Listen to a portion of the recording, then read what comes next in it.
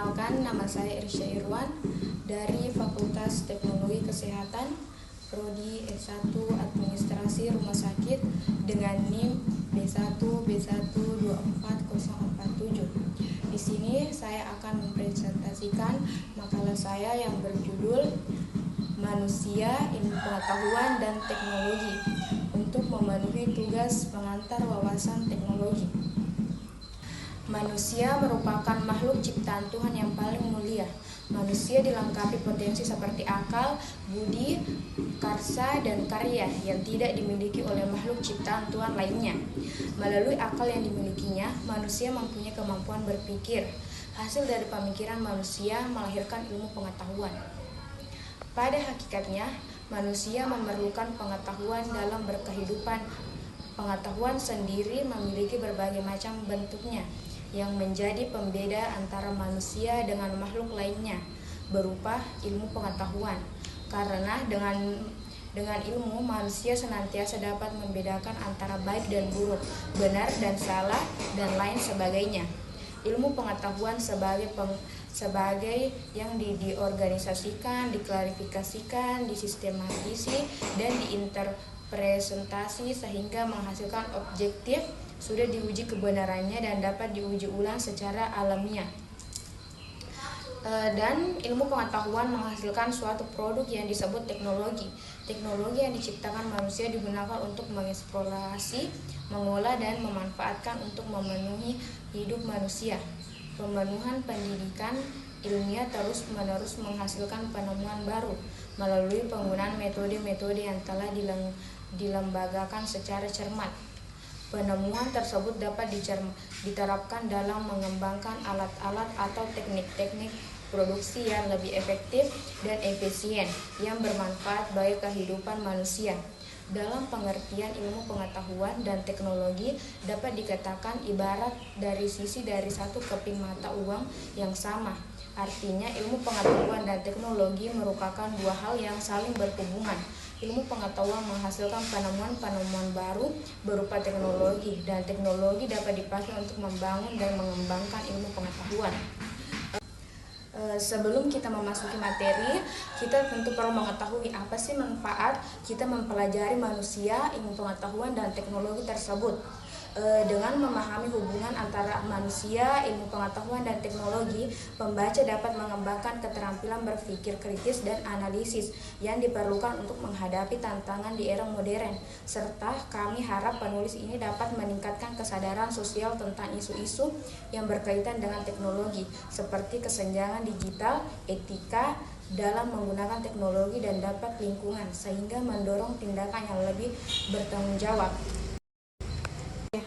Baik, kita akan memasuki materi pertama, yaitu apa sih itu sebenarnya manusia? Berbicara tentang manusia berarti kita berbicara tentang diri kita sendiri sebagai makhluk yang paling unik di bumi ini. Banyak di antara ciptaan Tuhan yang telah disampaikan lewat wahyu, yaitu kitab suci. Manusia merupakan makhluk yang paling istimewa dibandingkan dengan makhluk hidup lainnya, karena manusia merupakan makhluk ciptaan Tuhan yang paling mulia. Manusia dilengkapi dengan potensi seperti akal, budi, karsa, dan karya yang tidak dimiliki oleh makhluk ciptaan Tuhan lainnya. Melalui akal yang dimilikinya, manusia mempunyai kemampuan berpikir. Berikut pengertian manusia menurut beberapa ahli. Yang pertama, menurut Aristoteles 384-322 sebelum Masehi, seorang filsuf Yunani mendefinisikan manusia sebagai makhluk yang berakal. John Logan Echon, yang berarti manusia adalah makhluk yang memiliki kemampuan berpikir dan berlogika. Menurutnya, kemampuan ini membedakan manusia dari makhluk hidup lainnya. Kedua, Immanuel Kant 1724-1804, seorang filsuf Jerman, dalam karyanya Grundlagen for the Metaphysics of Morals menyatakan bahwa manusia adalah makhluk yang memiliki martabat dan makhluk yang mampu membuat keputusan moral. Ia menekankan pentingnya rasional dan moralitas dalam pengertian manusia. Tujuan utama teknologi: A. Meningkatkan efisiensi. Teknologi dirancang untuk meningkatkan efisiensi dalam berbagai proses, baik dalam industri, bisnis, maupun kehidupan sehari-hari. Misalnya, otomatisasi dalam produksi dapat mengurangi waktu dan biaya. B. Mempermudah akses informasi. Teknologi informasi dan komunikasi atau TIK memungkinkan akses cepat dan mudah di informasi. Internet misalnya memberikan akses ke berbagai sumber pengetahuan dan data. C. Meningkatkan kualitas hidup.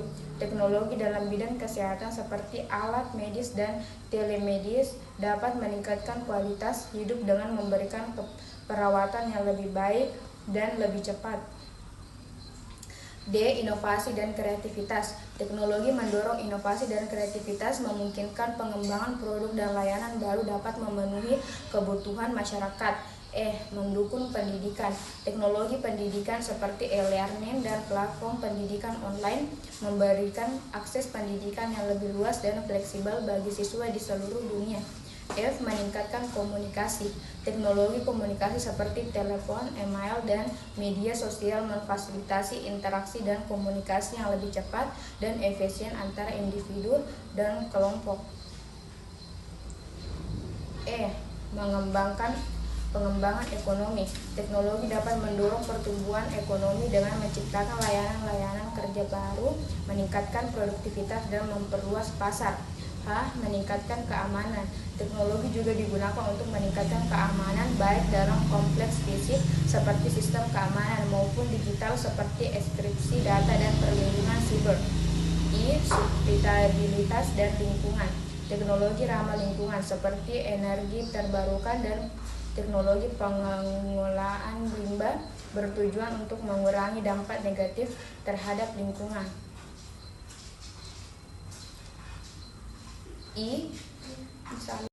J. Peningkatan mobilitas. Teknologi transportasi seperti kendaraan listrik dan sistem transportasi pintar bertujuan untuk meningkatkan mobilitas dan mengurangi kemacetan serta polusi. Secara keseluruhan, tujuan teknologi adalah untuk memecahkan masalah. Meningkatkan kualitas hidup, dan menciptakan kemudahan dalam berbagai aspek kehidupan manusia. Dengan perkembangan teknologi yang terus berlanjut, tujuan ini akan terus berkembang dan beradaptasi dengan kebutuhan masyarakat. Kita akan masuk materi ketiga, hubungan manusia, ilmu pengetahuan, dan teknologi. A. Manusia sebagai pengembang ilmu pengetahuan dan teknologi. Manusia memiliki peran utama dalam mengembangkan ilmu pengetahuan dan teknologi. Melalui kemampuan berpikir, berinovasi, dan menciptakan, manusia terus mencari solusi untuk berbagai permasalahan kehidupan. Ilmu pengetahuan adalah hasil dari keingintahuan manusia dalam memahami alam semesta, fenomena alam, dan prinsip-prinsip yang mengaturnya. Teknologi adalah penerapan ilmu pengetahuan untuk menciptakan alat atau sistem yang memudahkan kehidupan manusia seperti mesin, perangkat lunak, atau infrastruktur. Selanjutnya, manfaat ilmu pengetahuan dan teknologi bagi manusia. Ilmu pengetahuan dan teknologi membantu manusia dalam berbagai aspek kehidupan. Yang pertama, kesehatan, seperti penemuan obat, alat medis, dan teknologi diagnostik. Kedua, komunikasi, seperti pengembangan teknologi seperti internet, ponsel, dan media sosial, mempermudah komunikasi global. Ketiga, transportasi, kendaraan modern memungkinkan perjalanan lebih cepat dan efisien. Terakhir, pendidikan, teknologi menyediakan akses ke informasi. Baik, mungkin hanya itu yang dapat saya sampaikan. Selanjutnya saya akan menyimpulkan presentasi saya. Hubungan antara manusia, ilmu pengetahuan, dan teknologi adalah interaktif dan saling mempengaruhi. Manusia sebagai makhluk yang unik dan berakal memiliki kemampuan untuk mengembangkan ilmu pengetahuan dan teknologi. Ilmu pengetahuan memberikan dasar teoretik yang diperlukan untuk menciptakan teknologi. Sementara teknologi berfungsi sebagai alat yang memudahkan kehidupan manusia dan meningkatkan kualitas hidup. Perkembangan ilmu pengetahuan dan teknologi telah membawa banyak manfaat, seperti kemajuan dalam bidang kesehatan, komunikasi, transportasi, dan pendidikan.